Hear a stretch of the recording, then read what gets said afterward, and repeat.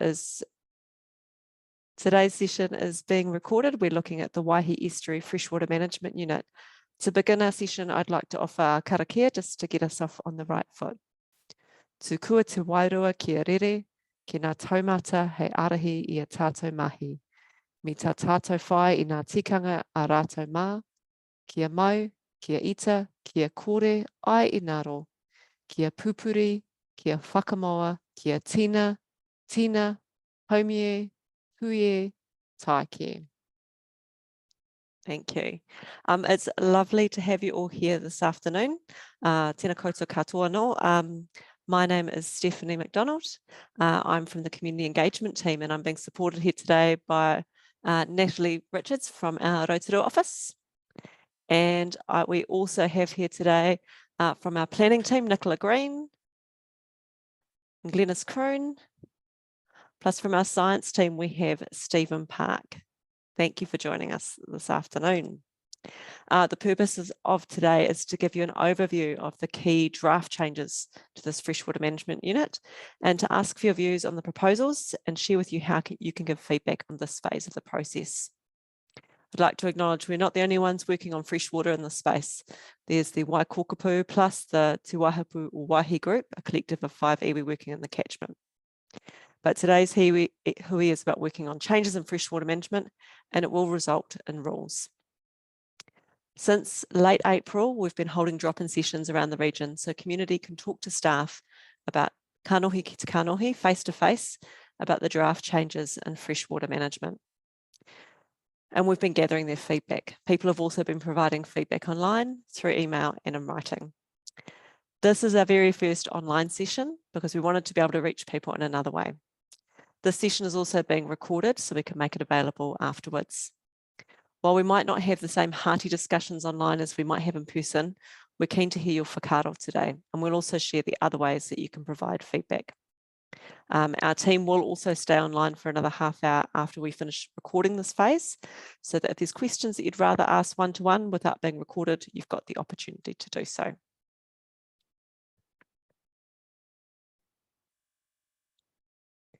Let's have a look at the plan for this session. The format of today is a bit like what we've been doing at our drop-in sessions. Our staff will share the key issues in the catchment and what the draft policy options are, and we'll ask for some feedback. While we won't be able to dive into the details, we'll do our best to cover the biggest changes for water quality, surface water quantity, and groundwater quantity. Again, this is not your only chance to give feedback. It's a bit different being online than being in person, so there's a bit of housekeeping. Please raise your hands using the functions on Zoom to speak, or please feel free to pop questions into the chat. Natalie from our team will be keeping an eye on the chat for us today, as will I.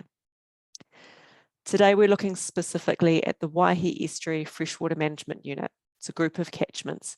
We acknowledge that this impacts the estuary and we'll cover some of that, but the focus is on managing the issues impacting our freshwater. So let's make a start with a brief overview of essential freshwater.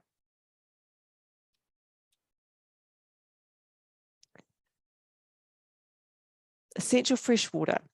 So in 2020, the government released the National Policy Statement for Freshwater, outlining the direction all regional councils must take in the management of freshwater. As a result, Bay of Plenty Regional Council needs to change both its regional policy statement and the Regional Natural Resources Plan. And importantly, the rules and policies in these plans to manage how freshwater and land is used. Right now, we're in a community engagement phase. We're sharing draft policies with the community for feedback, and this feedback will be considered by elected regional councillors before a formal plan change process is notified next year. The region is being looked at in freshwater management units, or groups of catchments for management, monitoring and reporting purposes. The Waihi Estuary is one of 13 freshwater management units. Each will have its own chapter in the plan, so rules may be different in different freshwater management units. To paraphrase the National Policy Statement for Freshwater, we're required to involve tangata whenua, to work with tangata whenua and community to set long-term visions for freshwater, to prioritise the health and well-being of water bodies and the essential needs of people, followed by other uses, We're also required to improve or maintain water quality to meet nationally set bottom lines and avoid any further loss or degradation of wetlands and streams. Ultimately, it's about looking after our waterways. Today, we're looking specifically at the Waihi Estuary Freshwater Management Unit. You've been sent a link to the Waihi Estuary Freshwater Management booklet. Can you give me a thumbs up if you've seen this, if you've received this or even had a look?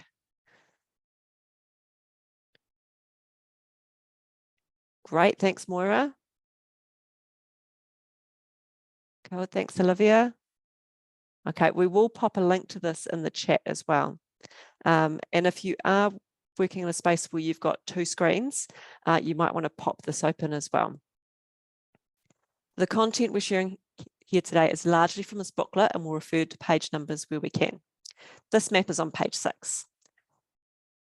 The Waihi Estuary Freshwater Management Unit, it's a mouthful. It includes the Kaikokapu, the Pokopoko, the Mangatoitoi, the Puanini, the Whārere streams, the Pongakawa stream, and the Pukahina stream, which all flow into the Waihi Estuary.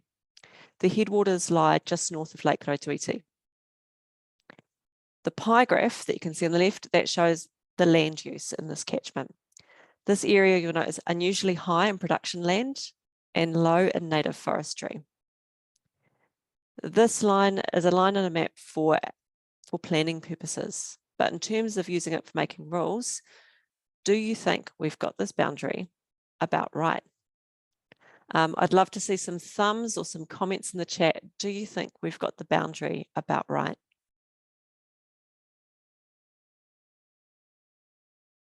Thanks. You'll see Nat's just popped the question in the chat as well. If you think we should put the line somewhere else, we're keen to know. Cool, thanks. Hamish just give us a thumbs up from Alf.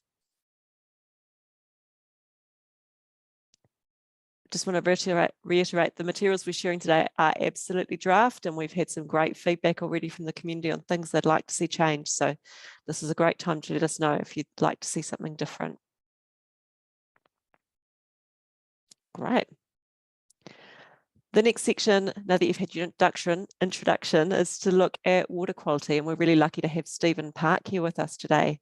So Stephen, I'll hand it over to you, and if you just give me the nod or a next, and I'll change slides for you as required. Okay, kia ora, good afternoon everyone. It's Stephen Park, environmental scientist with our science team here at Toimāna. I'm just going to give an overview of the water quality and the issues in this catchment and the estuary as a receiving body. So on this first slide, you can see that we're covering the water quality in terms of some of the key parameters that measure the state or indicate the health of your freshwater streams and the water quality. And on the right of that slide, you'll see that there's, in terms of the 3 monitored sites, which are all on the Pongakawa, that's got the A, B, C, and D. Those are the classification system, the grading that the National Policy Statement has set and is used throughout the, this plan and the rest of the Bay of Plenty in New Zealand. And the A band is where you have very good water quality, very few sort of stresses or influences on it. B is still very good, but gaining more potential stresses and influences. C is where you've reached still just a fair or moderate degree of influence. You may start having changes in your ecosystems and even potentially a loss of a few sensitive species. And the D band is once you've got quite high levels of stresses occurring and associated with quite severe changes in your ecosystem and potentially a number of species being lost.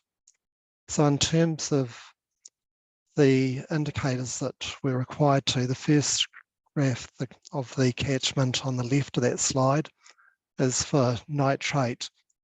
And in the National Policy Statement, they only classify it in terms of its toxicity.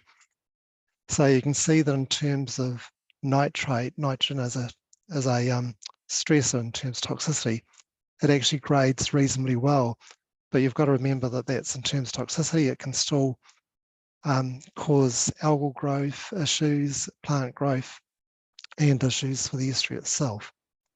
On the middle graphic on that slide, which is the dissolved reactive phosphorus, you can see that where they're scoring quite poorly in the D band for all of those 3 key monitoring sites. So that is due in part to anthropogenic, like human influences from the land management, but a lot of it is due to the volcanic origins of the soils and geology in that catchment. So even if you took out all the anthropogenic contributions to phosphorus in those waterways, you still would not like grade in the A or B band. It'd more likely be a C band. And on the right, we have the results in terms of the suspended fine sediment, which is basically soil erosion from the land finding its way into the streams. Excuse me. Here you can see that the scoring for that is in the A and B band, but one has to remember that that is based on routine monitoring. So when you get storm events, you can have very large amounts of sediment flowing down those streams. And not included in this slide, but I'll just mention that bacteria and which is sourced mainly from animals, cattle and sheep that are in the catchment, that is also an issue for the water quality of the surface waters and the estuary. Now, the next slide, which we've switched to, mentioned that the National Policy Statement has that grading system. For the estuary, we have a range of indicators which can look to see how the estuary is faring in terms of its overall health. And those bands go from A through to D, which is very, very similar to the National Policy Statement grading system. So essentially the A is, they say, a very, very good health environment, through to D where you've got a lot of stress on it. So in terms of the table here and the indicators, the first one for macroalgae, you'll see that it's sitting both for the percent cover for the AIH, which is the available intertidal habitat, and just another way of representing the same sort of information but in a slightly different index. They're both in the C, which means that it is moderately impacted. Macroalgae is growing in response to the nutrient load coming into the estuary. And then if you look further down on the right-hand side, the next one down is seagrass cover. You can see that is scoring D, which is very poor. We've lost a lot of that, and that's once again due to the stresses coming in from the catchment. In this case, it's sediment and nutrient. And the next one, if we score for soft mud extent, it's scoring as in the D band, which is very poor. So the amount of muddy sediment showing that there's that much sediment, fine sediment coming in, that it will be having an impact on the biodiversity and productivity values of the estuary. And then we have, carrying on down that list, the sediment TOC, which is the organic content. It's reasonably good, but at times it can be poor, particularly if you get into the areas of macroalgal beds. And the same with the sediment TN and TP. And the heavy metals is usually more an issue where you have industrial or highly urbanized catchments, so it does quite well. With that table and all that banding, you can say you can take them all under that framework, the New Zealand Estuary and Trophic Index system framework, and it comes out as an overall score of sitting in the C band, which means that it's not in the best condition, but it's in a fair condition, and it has some issues. Okay, now just to give examples, we'll go to the next slide.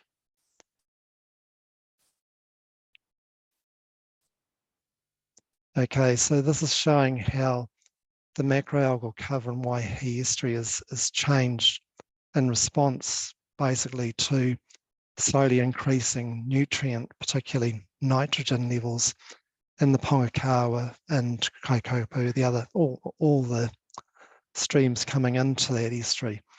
So, and you can see at the start of the graph in 1943, there was very, very little algae, and there's a general increase of increasing amounts through time. And they say that mirrors very much the increase in nitrogen levels over time. And the next graph. Okay, so this one's for seagrass. Seagrass is quite a sensitive, like plant in terms of like its exposure to nitrogen levels, eutrophication and sediment. And sediment affects it either directly by smothering or by just making the estuaries more turbid. And you can see that right back in 1943 that the estuary had quite a lot of seagrass present, and that would have been at that point probably near its natural state levels. And between there and around 1963, you can see there's a huge drop. A lot of that drop will be in response to increases in sediment load, because around the 1940s, the Pongakawa and the Kaikopu and the Waihi, they all had canals put through the wetland through to the estuary, so it allowed sediment to come, instead of being trapped by the wetland, to come directly from the catchment through to the estuary. You can see that between 1960s and 1980s, it was reasonably stable, and then carrying on from there, we have a slower but continued decline in the level of seagrass abundance. At that point in time, it's probably more in response to increasing nutrient levels. So like I say, they both have an influence on its abundance and its ability to grow. So that gives a good overview of some of those key impacts and on the estuary, and I'll pass back to you, Steph, for the next slide. Kia ora. Thank you, Stephen. Just want to recognise that what we're trying to cover in an hour and a half, I think we tried to cover with the Freshwater Futures Community Group in 4 years, Nikki. So I know Alf and Hamish, you've both mentioned interested in the estuary. So we will touch on the things that you're interested in, but do feel free to ask additional questions if we don't cover the things you're hoping to hear today. Nikki, over to you for the issues. Thank you. Good afternoon. I'm Nikki Green. I'm in the water policy or policy and planning part of the council. When we look at this work program, it's primarily for fresh water, but we must manage also through that program the inputs from the catchment and from streams on receiving environments like the estuary. So hence why we're really focused on water quality coming from the catchment. We recognise there's also other pressures in the Waihi estuary. So when we look at what are the really big issues that we need to try and address through this process, number one is the state of the Waihi estuary.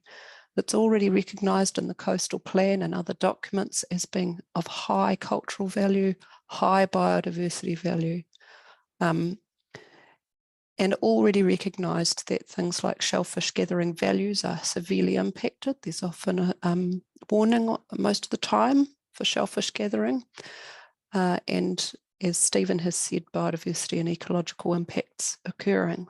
They're evident, and that mud, so sediment, nitrogen, phosphorus, and also fecal contaminants are a problem.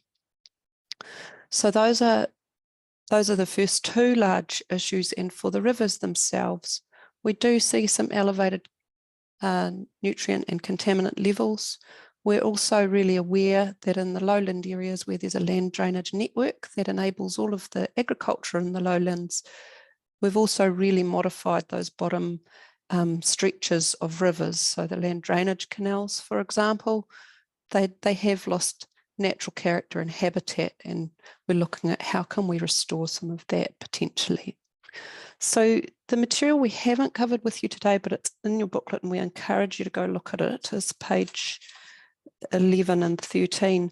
we need to say, what's the long-term vision for this freshwater management unit? What does the community want? What do tangata whenua want? How would you like it to be in the future? How long do you think we should take to get there?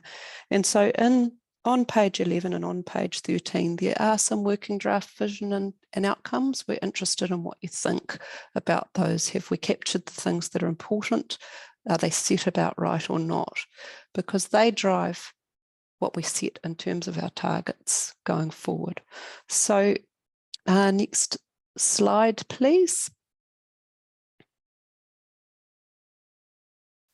Work that Stephen and other scientists have done has estimated that for the estuary, we need to achieve some really big percentage reductions in nitrogen, phosphorus, sediment, and E. coli coming from the catchment in order to firstly meet really what would be around sort of moderate ecological health for the estuary. There are other things we are also looking into in the estuary itself and around the estuary to support better restoration of the estuary health.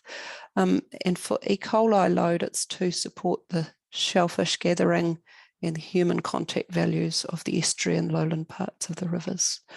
So unfortunately, for those that enjoy this estuary and catchment and those that live, work and play here, this is a high change is needed across all 4 of those contaminants for this freshwater management unit. And so we really do need to look at what do we do? How much do we take on in the short to medium term? How fast do we go to get to those objectives and targets? We're seeking your feedback on those things. We'll ask those questions shortly. Next slide. What can we do about this? Firstly, I'd acknowledge there's a lot going on. So you heard about Te Wahapua Waihi Iwi Collective. If you've heard in the news with regional council and partnering with some funding from government, there's been the purchase of some land to restore quite significant areas of wetland, for example, and there's monitoring going on. Farmers are acting with help from the regional council and with funding through their group Waikokupu. So there's a lot happening in the catchment. Central government has also brought in national changes. Some of those include some stock exclusion regulations that apply mainly in the lowlands, excluding stock from rivers, large rivers and lakes and wetlands. They've brought in national environmental standards for freshwater that have some more controls. And they've just recently brought in regulations for freshwater farm plans. And although they're not switched on yet in this region, before 2025, we anticipate that farms over 20 hectares and horticulture blocks over 5 hectares will have to have certified, audited farm plans that identify the risks on their farm and have action plans to start managing those. So there's a lot happening already. Our estimates are that we'll make some improvements in the catchments. In a catchment like this that needs a lot of change, we probably need to look at significantly more. And so we're interested in your feedback on how much, how far, how fast.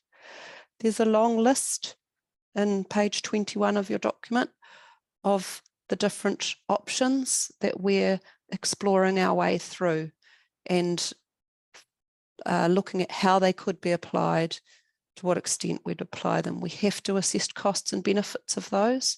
We need to record your feedback and get the key issues raised in feedback into that assessment before we make final recommendations to our councillors next year. So this is draft. Now's the time to have a say. So we are looking at, just quickly on the previous slide, some minimum standards and requirements for particular practices on farm that pose high risks of nutrient loss. We are looking at a control that continues a national one, which is that if new land uses are coming into the catchment or existing ones are intensifying to something that would perhaps have a higher risk of contaminant loss, that they actually have to avoid that or offset the contaminant loss in the catchment by other activities, so that we don't have on the one hand improvements and then a land use change comes along and makes it worse again. Next slide. We are looking at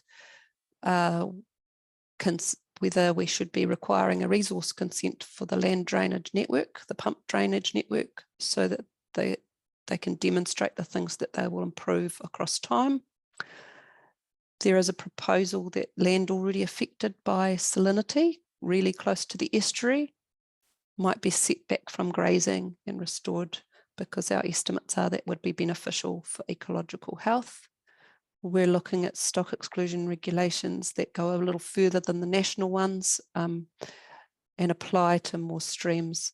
So I can show you a map of those shortly, or the areas they might apply in. We're looking at whether we need to control nutrient inputs, and we're also looking at whether we need a bit more stringency about the forest management plans that foresters already have to have.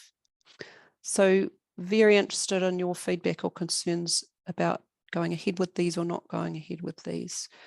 Now, stock exclusion from streams, we're aware that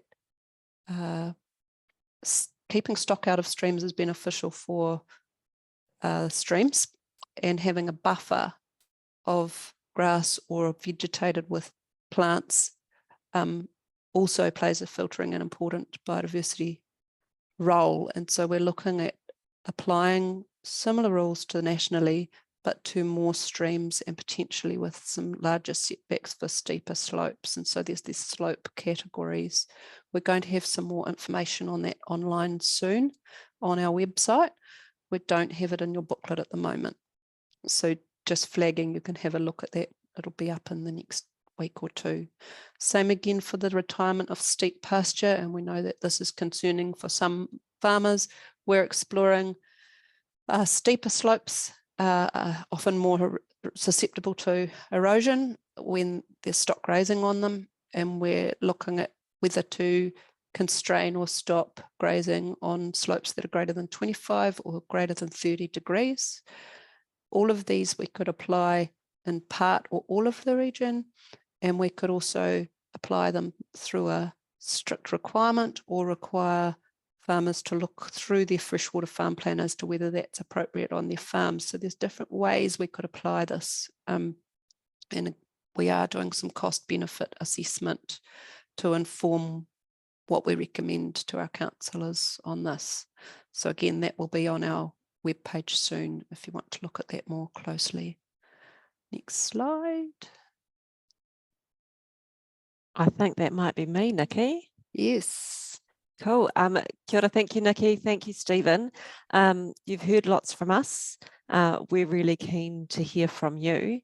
One of the first questions we'd like to ask is, when you think about those proposed reductions in nutrients, 70% reduction in nitrogen, what's a reasonable timeframe to achieve these water quality targets? 2065 is what we've put in the plan, but we want to hear from you. What are your thoughts around 2065? You can pop your hand up, or you can pop a comment in the chat.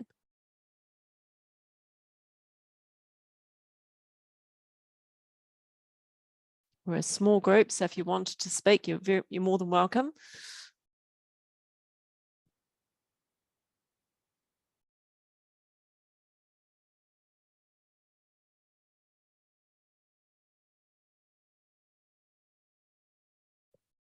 Alf, Hamish, Moira, Olivia, any thoughts?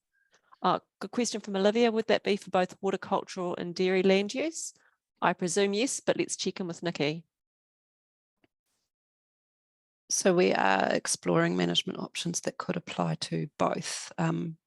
For example, at the moment, there's a national nitrogen input cap that only applies to dairying land. We're looking at whether there should appropriately be caps for other land uses as well, and beyond just synthetic fertiliser or not.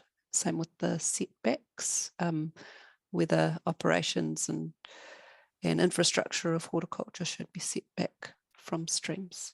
So there are some of the management options will apply to both. Oh, thanks for your question, Olivia. Any other comments? Another question, would that cap apply if we have implemented wetlands on our land? like to respond to that one, Nikki?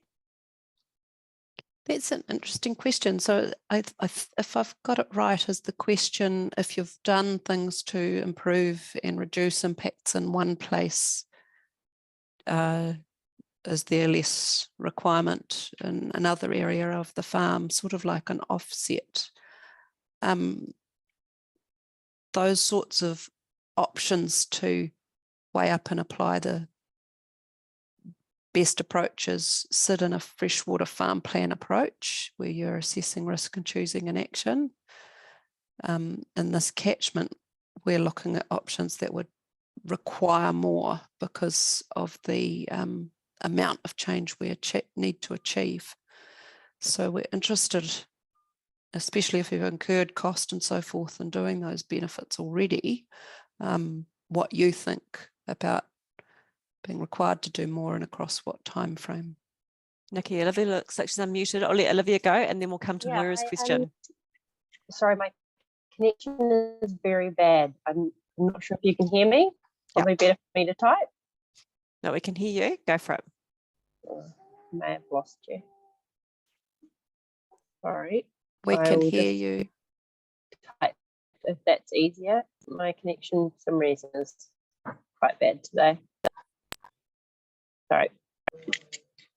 Yeah, I think I've lost you a little, so I'll type my question. All right.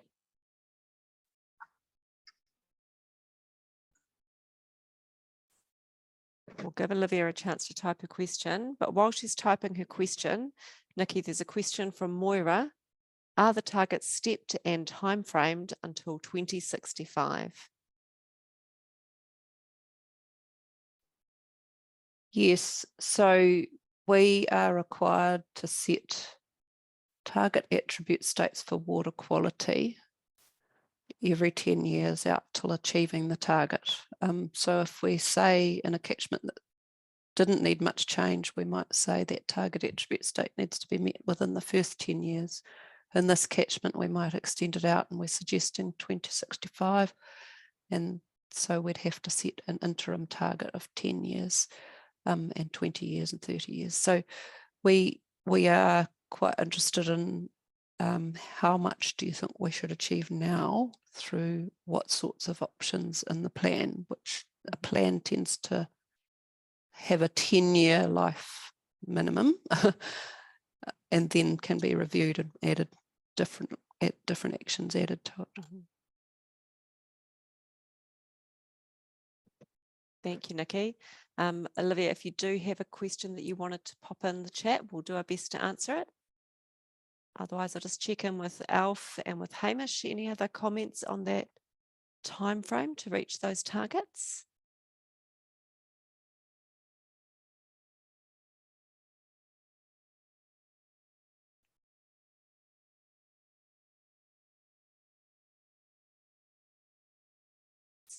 Just see if I can unmute you. Go for it, Alf. You've got me now. My interest is, I live right on the estuary, and my focus is more on not when we can finish it, but when we can start it. Because from what I'm seeing from land use through increased population in this area, there's a lot of damage occurring and starting to pick up, and it really could be only 12 to 24 months before we get some major erosion and major sediment problems with the amount of trees, and trees are being cut down and all sorts of things are going on that I'm not a scientist. I don't know how it works, but I certainly know that what I'm seeing has got to be bad for the health of the estuary. In so much, I also totally agree with what the plan is. It's great, but there doesn't seem to be any awareness amongst the people who live on the estuary. I lived here for 20 years, and no one seems to, well, they either don't seem to realise what they're doing to the land, which is affecting the health of the estuary, or they're doing it willfully. I hope it's the former. So yes, rather than an end date, it would be nice to see something start. Sure. So we I'd encourage you to take a look at Te Wahapua Waihi's website. Sets out what they're doing, and there's a good clip on RNZ actually. And we could also think about how we get some information to you a little bit more about what's going on in the catchment already with the team that Thomas is a part of, with all of our environmental programs. But certainly interested if you're saying that people living really close to the estuary are doing things that are causing part of the problem. We're interested to hear more about those too. It's becoming very distressing, to be quite honest, very distressing. Thank you for that, Alf, and thank you, Nikki. I've popped a link to Wahapua Waihi in the chat. Certainly a really active group, but no, appreciate your feedback. Looking at the second question on the screen, do you support the suite of draft water quality management options being considered for this freshwater management unit? Nikki shared a number of options that have been considered. Are there any in particular that you'd support or any that you'd strongly discourage?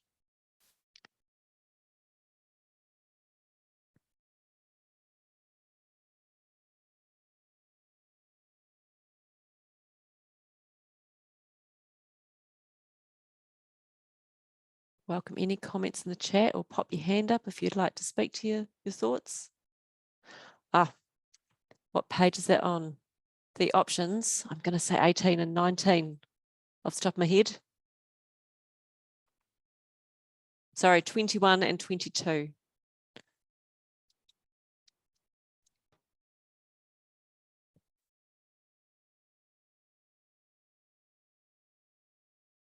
Some that Nikki mentioned are certified for freshwater farm plans, controlling minimum standards for activities with a high risk of contamination, at least no net increase in E. coli, nitrogen, phosphorus or sediment, reducing effects of pumped drainage discharges, retirement of land affected by salinity, additional stock exclusion, controlling nutrient inputs, and forest management plans, to paraphrase. I'm sure chapters and chapters of planning work.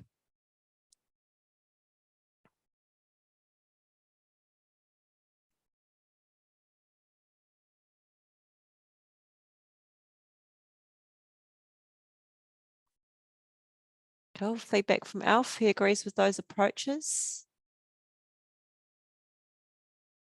Any thoughts or comments, Moira, Hamish, Olivia?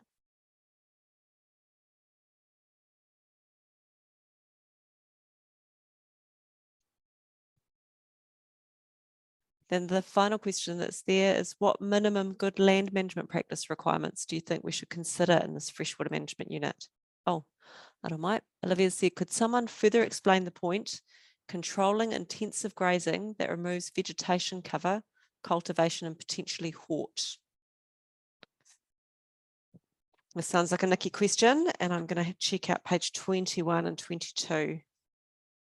So the controlling intensive grazing that removes vegetation cover and cultivation. So in the national regulations, there's a control on intensive winter grazing of forest crops, and that was partly because animals come through, bite off the crop, and then you've got a paddock with nothing growing on it and high losses of contaminants from the land, and also some controls for stock holding areas that are similar but didn't do any for what you might call a sacrifice paddock or wintered graze, on farm wintering, where basically the animals are being fully fed from elsewhere and the paddock becomes totally denuded of any grass sward, and that creates quite high risk of contaminant loss. And so we're looking at what sorts of controls need to be placed on those,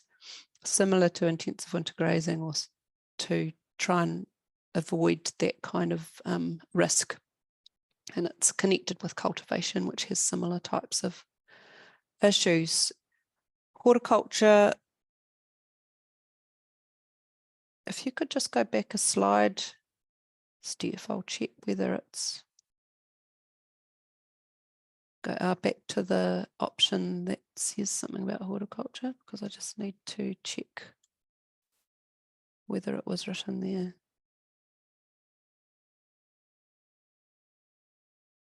Okay, can't see it at the moment, but for horticulture, as I understand it, we're looking at things like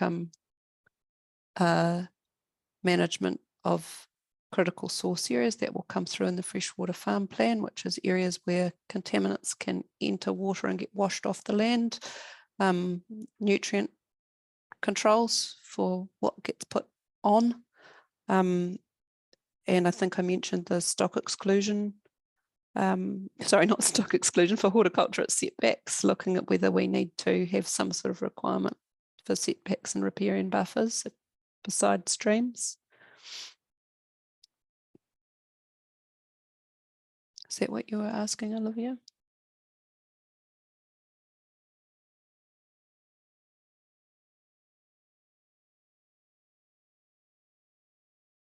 Okay.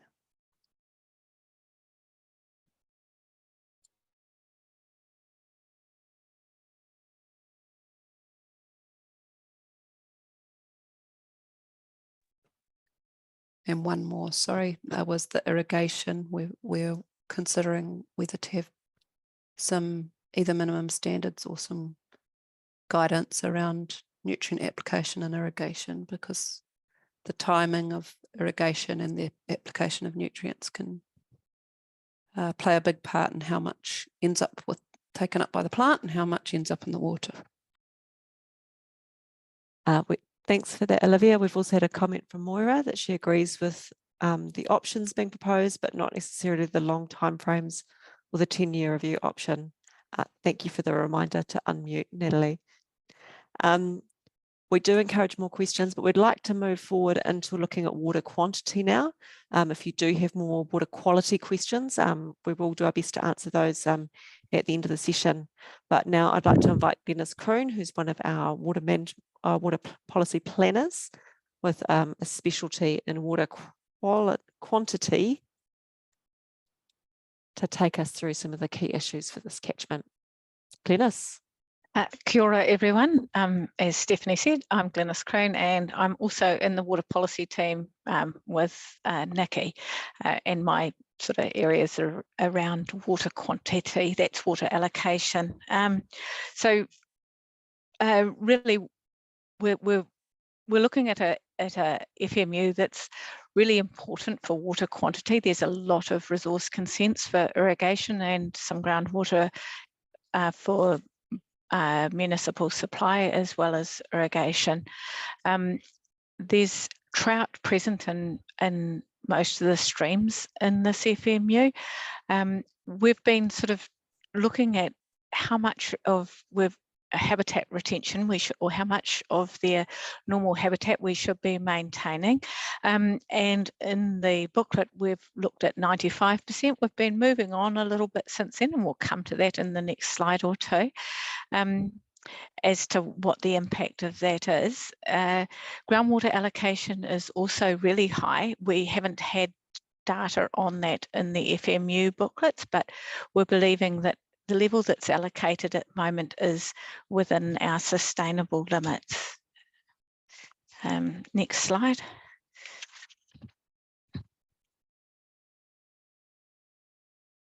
So when we've looked at how should we set limits for surface water allocation, as per the Te Mana o Te Wai, the health of the stream is our first priority. At the moment, we've got limits set in for all streams in our region, a default limit, and it's the same for every stream in the region. But obviously, all streams have different characteristics, and so setting the same level of allocation in all streams causes different impacts on the what's living in the stream, because some are more sensitive than others.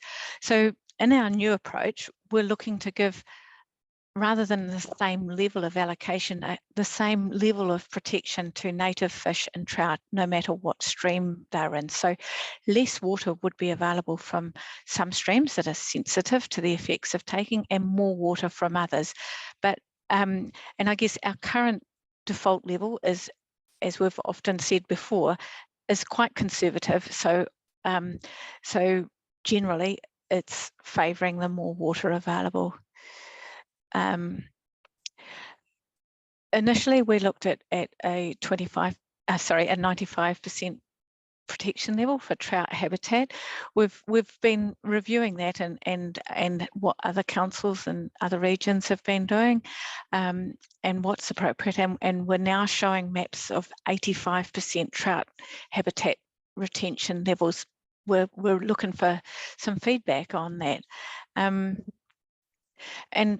when we've managed water at the moment, water allocation, we've had a focus on managing how much water we've allocated, but a lesser focus on how we manage that allocation when stream flows start getting low during really dry periods. So in future, we need to manage that better, and manage and potentially stop the taking of water when river flows are reaching the minimum flow.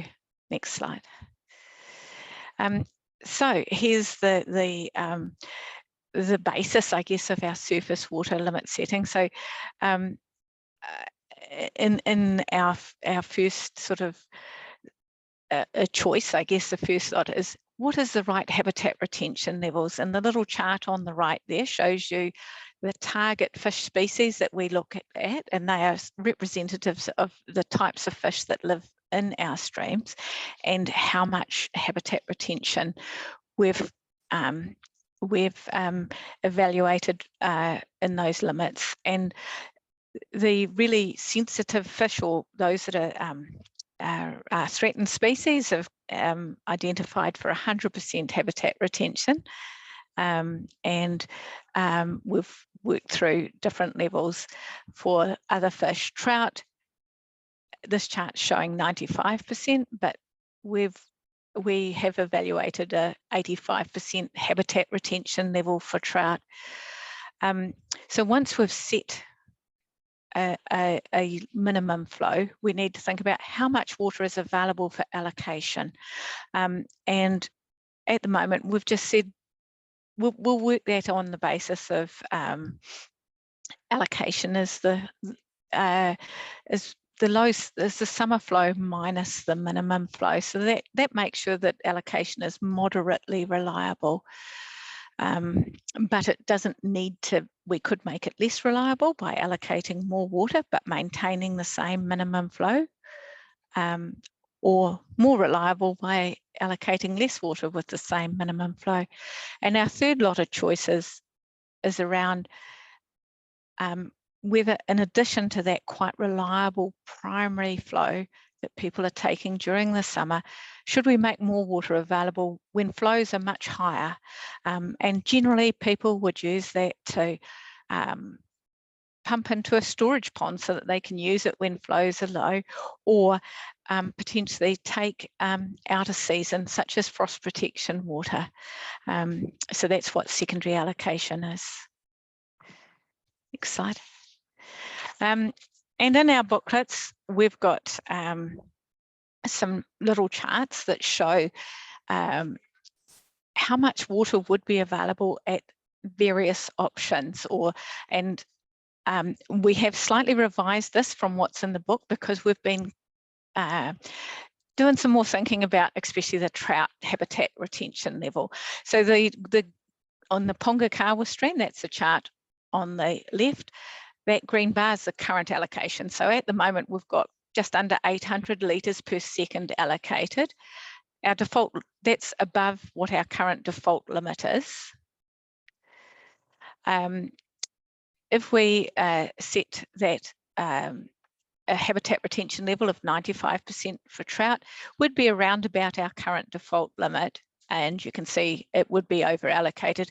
If we reduce that trout habitat retention level to 85%, then we are no longer over allocated, and in fact there is capacity, and it's basically pretty similar for the Kaikokupu Canal, as a similar, but noting that the flow in the Kaikokupu Canal is much less, so that the yes, Stephanie's pointing to 300 on the Kaikokupu Canal, because that's litres per second of how much water could be allocated. Okay, next. So now we're up to the questions. Thanks, Glenys. I can take it from here if you like. So these questions on screen, our numbering won't match this numbering in your booklet, but these are based on the questions on pages 7. So the questions on page 29, questions 17 and 18. We note that the situation varies widely across the region. So specifically for the Waihi Estuary, which approach to water allocation limits do you prefer and why? The current default, or should the same apply to level of habitat protection in all streams? And what level of trout habitat protection should we be looking for?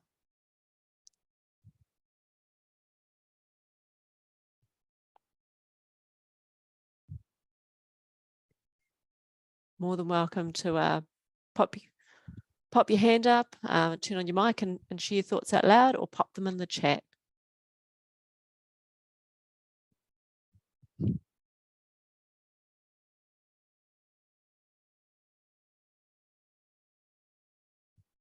I think the trout habitat retention is a really good question that we would really like feedback,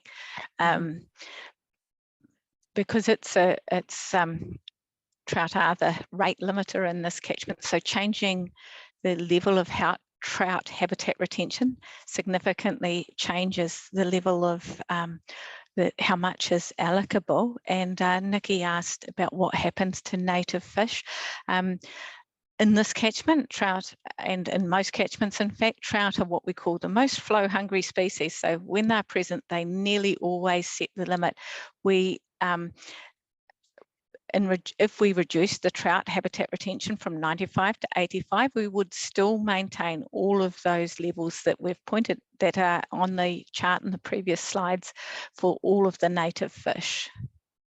So we're not looking to change the level of habitat retention for native fish from those that are on the previous table. So just checking in, Alf, Olivia, Hamish, Moira, any comments on the approach to water allocation limits?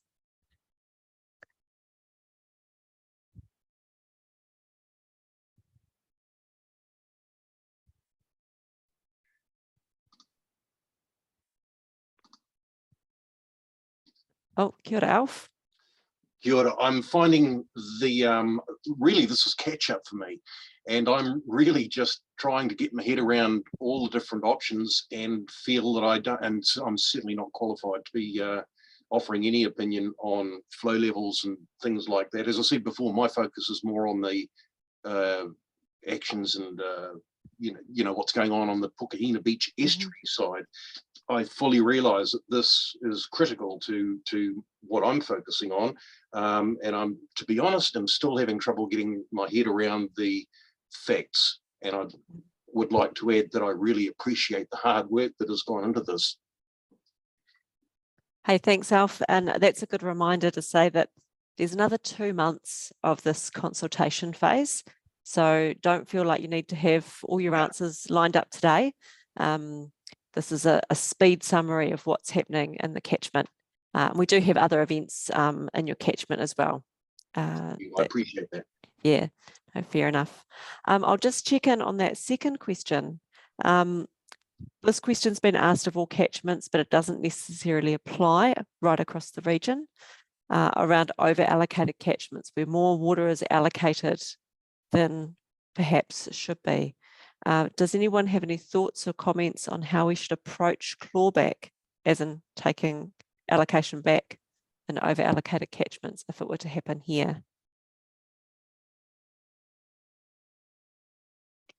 Things we could think about is, are there priorities for different uses?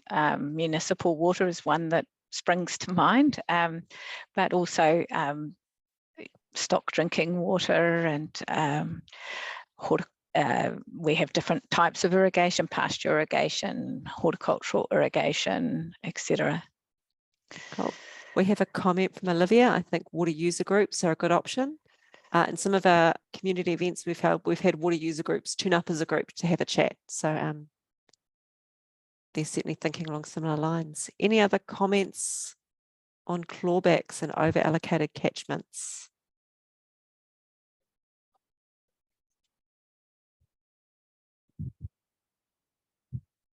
If there are no comments on that, I will invite Glenys to tell us a bit more about groundwater. So we've talked about surface water, what's in the rivers and streams, but let's have a look underground. Glenys.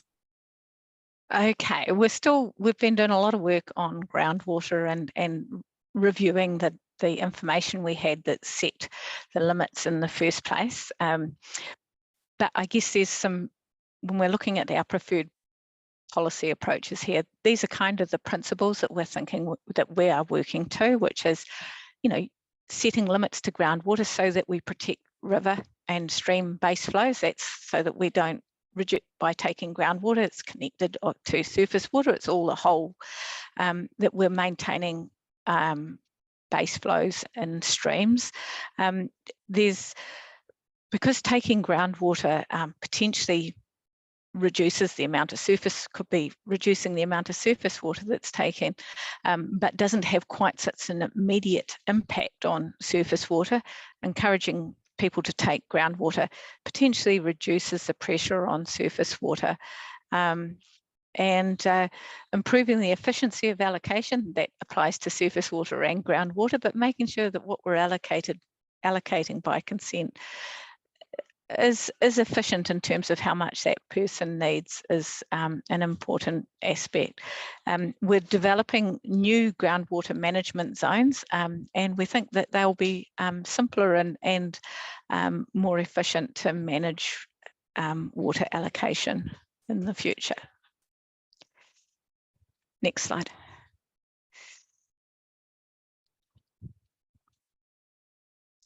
Next slide's our questions. Sorry. So just before we skip to the next slide, any questions, anything you'd like Glenys to unpack a bit more on this groundwater quantity slide?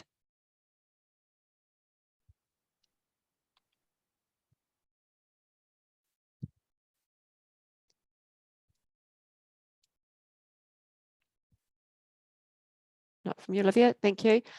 So we have a number of questions. The information and the questions on groundwater quality is on page 31 in your book.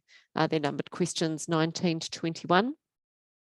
So as Glenys has outlined with groundwater, we're still finalising the groundwater allocation preferred limit, but compared to current estimates where groundwater in the Pongkara is over allocated, we think the current allocation is now sustainable.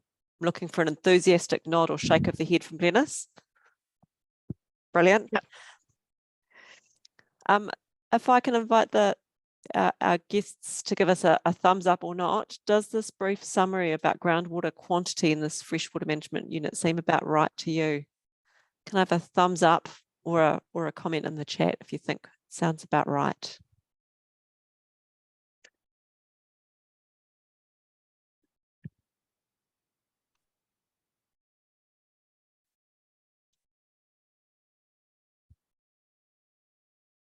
Oh, there's a question here from Olivia. Are there still future opportunities? It seems a bit bleak in terms of growing with an industry to support the district. Would you like to respond to that, Glenys? Yeah, I think because we've been developing, just finalising our science with groundwater, we've not at present been able to put in sort of those allocation charts like we had for surface water that shows what's currently allocated and our current limit and what we're looking at, but we're very nearly there and the news is good. So we're believing that in comparison to where we've been at present with groundwater limits, that in this part of the region, there is actually a modest amount of water available that is still maintaining those base flows and surface water and things that we believe are important. So yes, I think it's good news. Thanks, Glenys. We've had a comment from Moira in terms of the brief summary. Does it sound about right to her? Not really. Moira, would you like to comment on that or tell us a little bit more about your thoughts? Oh, kia ora, Moira. Kia ora. I just think in your other options where you have the option for higher rates of surface water or groundwater, to make that available and then put the onus on people being able to store it when it's at higher rates. We're not really quite got the science right about groundwater in any particular areas yet. How we set the allocation limits now and then lower or higher, I just think that's still a risky area. Yep, appreciate that. So you're sort of saying be conservative, which is really that question 3 we've got here. You're saying you think that that we need to take that really quite conservative approach when we're looking at limit setting. Thank you, Moira. That opens the door to the next couple of questions. So number 2, groundwater is managed primarily to protect and maintain surface waters and to meet current and future beneficial uses. What other things should it be managed for?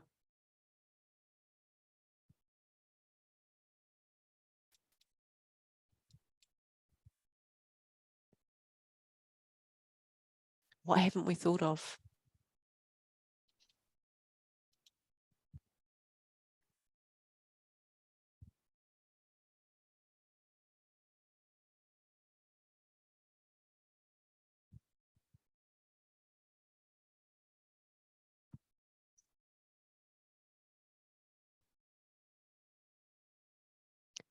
I appreciate that some of these questions are digging into detail, and you've shared the different areas of interest in your questions beforehand. So this might be in your wheelhouse, it might not be.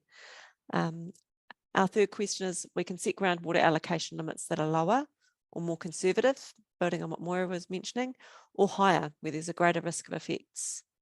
Where in the spectrum of risk are you? More conservative or more open to risk? Or somewhere in the middle?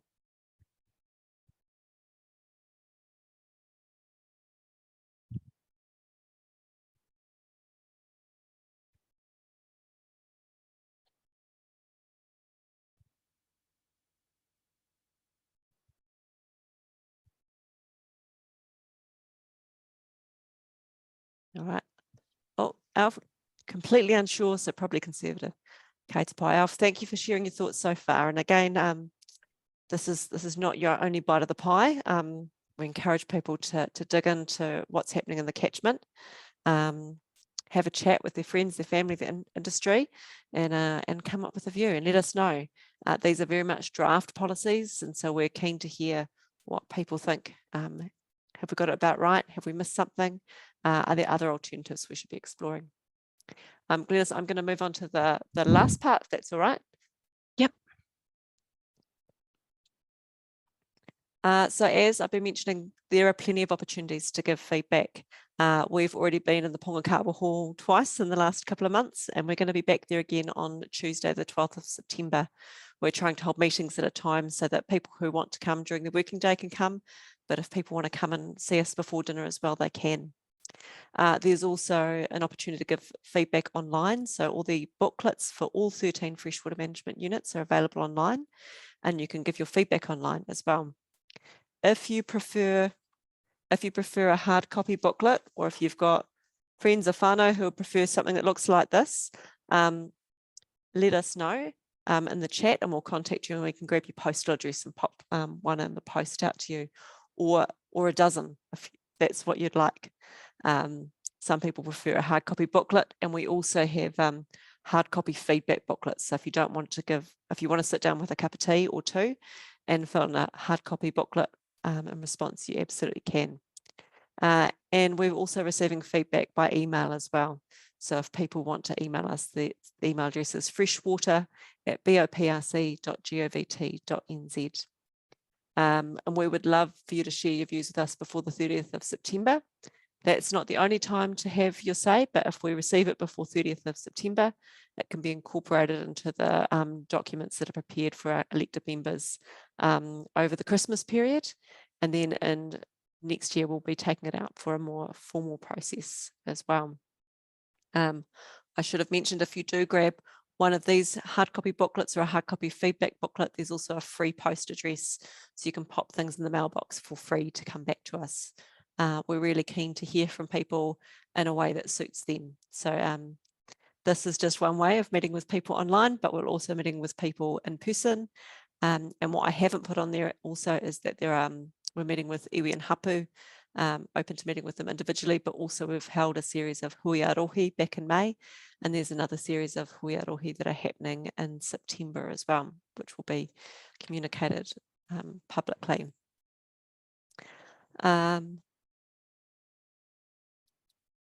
So my last thing I'd like to say before we move into, before we finish our recording is thank you very much for your time. Thank you very much for your questions and for your comments.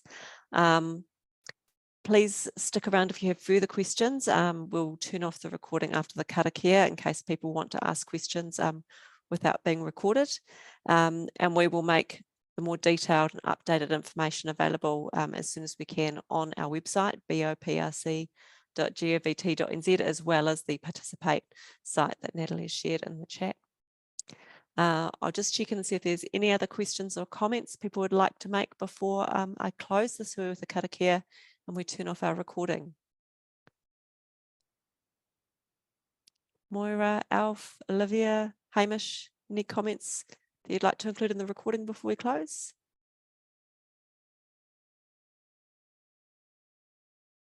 Cool. Got a thanks from Olivia. Thank you. Thanks from Alf.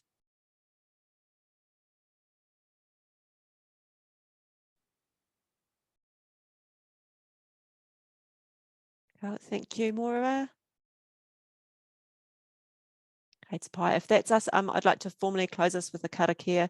And then, as I mentioned, staff will sit around.